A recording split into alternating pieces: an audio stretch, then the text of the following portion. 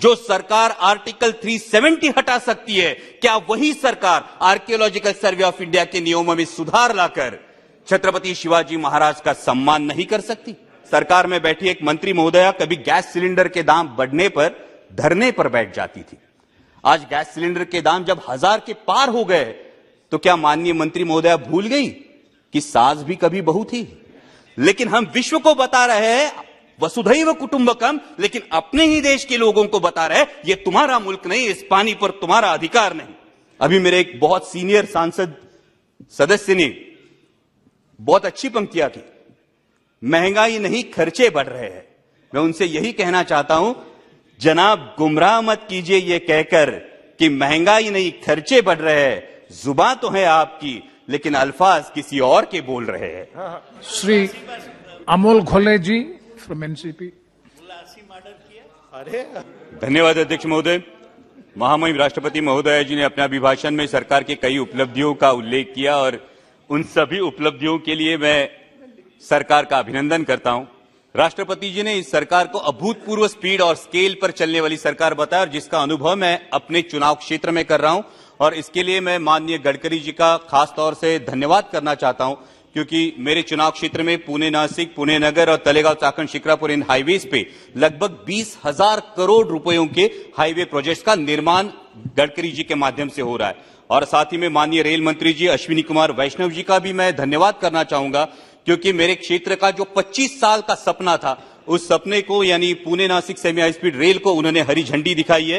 And I would like to put on record of this house कि इस project को गति देने में महाराष्ट्र के पूर्व उप मुख्यमंत्री माननीय अजीत दादा पवार और विद्यमान उप मुख्यमंत्री देवेंद्र जी फडणवीस, इन दोनों का भी योगदान महत्वपूर्ण है। अभिभाषण में की गई आदिवासी विकास की बात निश्चित ही सराहनीय है और सह्याद्री में जो मेरे आदिवासी बांधव बसते हैं उनके उत्पन्न का एक प्रमुख स्रोत है बाढ़ हिरडा। लेकिन बाढ़ हिरडा को वन उपज से बाहर निकाला जाए, उसको डायरेक्ट मार्केट लिंकेज किया जाए और साथ ही में उस पर प्रक्रिया उद्योग हो तो आदिवासी भाइयों के लिए लाभदायक साबित होगा। अध्यक्ष महोदय, मेरे क्षेत्र में आदिवासी विकास के लिए एक इनोवेटिव प्रोजेक्ट राष्ट्रीय वनौषधि संशोधन केंद्र का प्रस्ताव आयुष मंत्रालय के निर्देशानुसार बनाकर सरकार को भेजा गया है, जो मंजूरी के लिए प्रलंबित है। उस पर तुरंत कार्यवाही हो, ऐसी मेरी मांग है, ताकि सरकार की कहनी और कथनी और करनी में कोई अंतर न रह जाए। सरकार ने गरीब परिवारों को पक्के घर देने की बात की, लेकिन महाराष्ट्र के पिंपरी चिंचवड़ में लगभग 5 लाख देशवासी ऐसे हैं जिनके घरों पर अनऑथोराइजेशन का खतरा मंडरा रहा है और उसकी वजह है डिफेंस का रेड जोन। अध्यक्ष महोदय, यह ताज्जुब की बात है कि जिन अंग्रेजों से आजादी का अमृतकाल हम मना रहे हैं, उन्हीं अंग्रेजों के जमाने का कानून है डिफेंस एक्ट 1903 और उसके अनुसार पिंपरी चिंचवड़ में डिफेंस ने रेड जोन लगाया है, उसकी मर्यादा है 2000 यार्ड।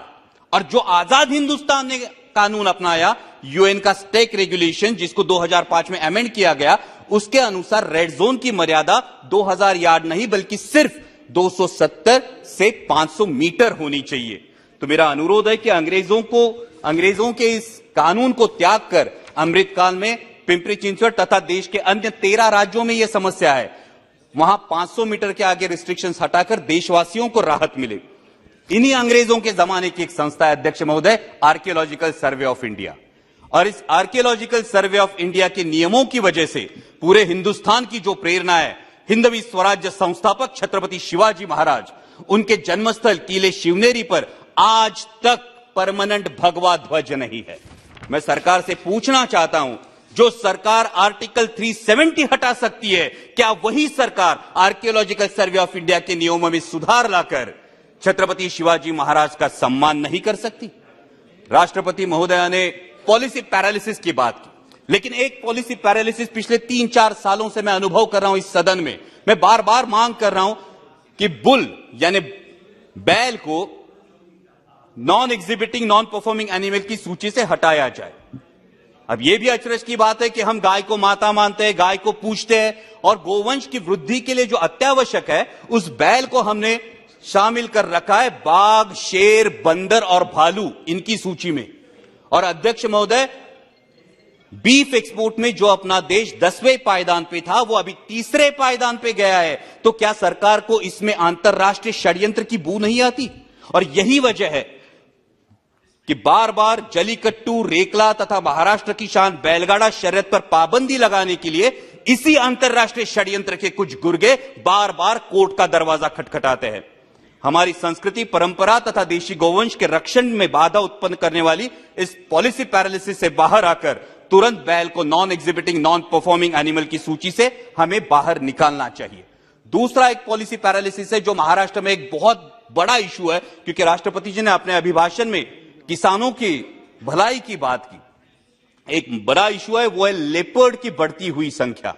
आज महाराष्ट्र में रात में 3 फेज लाइट नहीं है तो पानी देने के लिए किसानों को रात में जाना पड़ता है, और आए दिन किसी न किसी किसान पर लेपर्ड का हमला होता है। और ये लेपर्ड के लिए जो ग्रेसेस ग्रास लैंड है, ये हम तो अभी बना नहीं सकते, तो लेपर्ड्स के लिए एक पॉलिसी लाके उनके रिप्रोडक्शन कंट्रोल के बारे में प्रावधान होना चाहिए। राष्ट्रपति जी ने लोकतंत्र की जननी कहकर देश का सम्मान किया, लेकिन उसी लोकतंत्र में मेरे सहयोगी सांसद जो सामरिक दृष्टया अति महत्वपूर्ण लक्षद्वीप आइलैंड से चुनकर आए हैं, उन मोहम्मद फैजल जी के साथ होता अन्याय दुर्भाग्यपूर्ण है। एक सेशन कोर्ट वर्डिक्ट देता है और इमीडिएटली उनको डिस्क्वालीफाई किया जाता है, और एक हफ्ते के अंदर, अध्यक्ष महोदय, सिर्फ एक हफ्ते के अंदर बाई इलेक्शन का नोटिस भी निकलता है।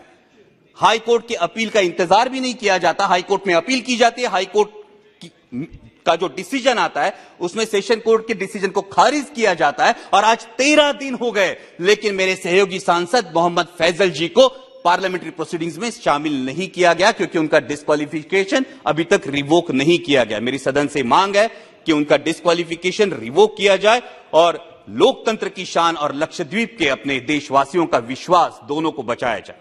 राष्ट्रपति जी ने अपने अभिभाषण में अर्थव्यवस्था विश्व में 5वें पायदान पर पहुंचने की बात की, और हम सभी को गर्व है इस बात का। लेकिन हम मिडिल क्लास लोग हैं, अध्यक्ष महोदय, 1 लाख करोड़ में एक पे कितने जीरो लगते हैं ये हमें पता नहीं, क्योंकि मेरे देश के 90% देशवासियों को सिर्फ इन सवालों से मतलब है कि आज पेट्रोल का दाम क्या है, आटे दाल का भाव क्या है, गैस सिलेंडर के दाम क्या है। अध्यक्ष महोदय, सरकार में बैठी एक मंत्री महोदया कभी गैस सिलेंडर के दाम बढ़ने पर धरने पर बैठ जाती थी। आज गैस सिलेंडर के दाम जब 1000 के पार हो गए तो क्या माननीय मंत्री महोदया भूल गई कि सास भी कभी बहू थी? अभी मेरे एक बहुत सीनियर सांसद सदस्य ने बहुत अच्छी पंक्तियां की, महंगाई नहीं खर्चे बढ़ रहे हैं। मैं उनसे यही कहना चाहता हूं, जनाब गुमराह मत कीजिए ये कहकर कि महंगाई नहीं खर्चे बढ़ रहे हैं। जुबान तो है आपकी, लेकिन अल्फाज किसी और के बोल रहे हैं। लेकिन इस बात पर सभी को सहमत होना होगा कि भूतपूर्व पंतप्रधान स्वर्गीय इंदिरा जी गांधी के बाद पूरे देश पर लंबे समय तक पूरे देश को प्रभावित करने वाले प्रधानमंत्री आदरणीय नरेंद्र जी मोदी ही है। इस बात पर सभी को सहमत होना होगा। लेकिन अध्यक्ष महोदय, इतिहास गवाह है कि प्रभावी व्यक्तियों का नुकसान विरोधियों से ज्यादा उनके अनुयायी करते हैं। इस बात का इतिहास गवाह है, और इसीलिए सोशल मीडिया के अंधभक्तों से और सवाल पूछने के बजाय अपने में मशगूल रहने वाले मीडिया के कुछ नुमाइंदों से सावधान रहने में ही देश हित है। राष्ट्रपति जी ने कहा कि देश विकास की ओर बहुत तेजी से बढ़ रहा है, लेकिन अध्यक्ष महोदय, वास्तविकता यह है कि उतनी ही तेजी से मेरे देश का माहौल बिगड़ रहा है। G20 की हम अध्यक्षता कर रहे हैं, ये गर्व की बात है। और G20 का लोगो देखिए तो बहुत ही प्यारा लोगो है, जिसमें हम विश्व को बता रहे हैं वसुधैव कुटुंबकम। मैं जिस चुनाव क्षेत्र से आता हूं वहां संत ज्ञानेश्वर जी की संजीवन समाधि है। संत ज्ञानेश्वर जी ने तो पसायदान करके आता विश्वात्मके लाहो जोजे वांछीलतो ते लाहो ये कहा है, लेकिन हम विश्व को बता रहे हैं वसुधैव कुटुंबकम, लेकिन अपने ही देश के लोगों को बता रहे हैं ये तुम्हारा मुल्क नहीं, इस पानी पर तुम्हारा अधिकार नहीं।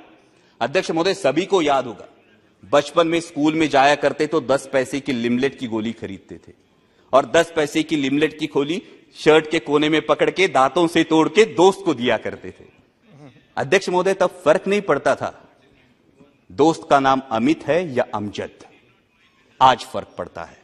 तब फर्क नहीं पड़ता था दोस्त दलित है या सवर्ण, लेकिन आज फर्क पड़ता है। देश का माहौल बिगड़ रहा है क्योंकि हिंदू मुस्लिम के साथ साथ दलित और सवर्ण ये दरार भी बढ़ते हुई दिखाई देती है। कभी हाथरस जैसी घटना होती है, कहीं स्कूल के बच्चे ने सवर्णों का पानी पिया इसलिए उसको पीटा जाता है, मूछें बढ़ाई तो पिटाई, दलित दूल्हा घोड़ी पे बैठा तो आपत्ति। किस विकास की दिशा में जा रहे हैं आप? हर किसी को अध्यक्ष महोदय अपने धर्म पर अभिमान होना लाजमी। 1 मिनट सर, लास्ट। हर किसी को धर्म पर अभिमान होना लाजमी है, लेकिन धार्मिक अभिमान जब धार्मिक उन्माद पर उतर आता है तो इस अमृत काल में जो हलाहल पैदा होगा उसकी जिम्मेदारी कौन लेगा, उसके परिणाम कौन भुगतेगा। राष्ट्रपति जी ने अपने अभिभाषण में जो सपना दिखाया वो सच होने के लिए हर देशवासी को यह समझना होगा अध्यक्ष महोदय कि यह देश सिर्फ 38% वोट बटोरने वाली किसी एक राजनीतिक पार्टी का नहीं, बाकी 62% देशवासियों का भी है। इस सच का सम्मान हो। भगवे से किसी को परहेज नहीं और होना भी नहीं चाहिए, लेकिन भगवा तिरंगे में से एक रंग है, इसी का सबको एहसास हो। दहलीज के अंदर कोई ईश्वर, अल्लाह, यीशु किसी की भी उपासना करे, दहलीज के बाहर कदम रखते ही वो सिर्फ और सिर्फ भारतीय हो। पंथ, प्रांत और धर्म से जुड़ी भावनाओं का जरूर सम्मान करे, लेकिन हर देशवासी की सर्वोच्च भावना राष्ट्र प्रथम हो। तभी अमृतकाल का अमृत अंतिम पंक्ति में खड़े अंतिम व्यक्ति तक पहुंचेगा। डाल डाल पर फिर सोने की चिड़िया का बसेरा होगा और इस अमृतकाल में मेरा राष्ट्र विश्व की महाशक्ति बनकर उभरेगा। जय हिंद, धन्यवाद। Thank you.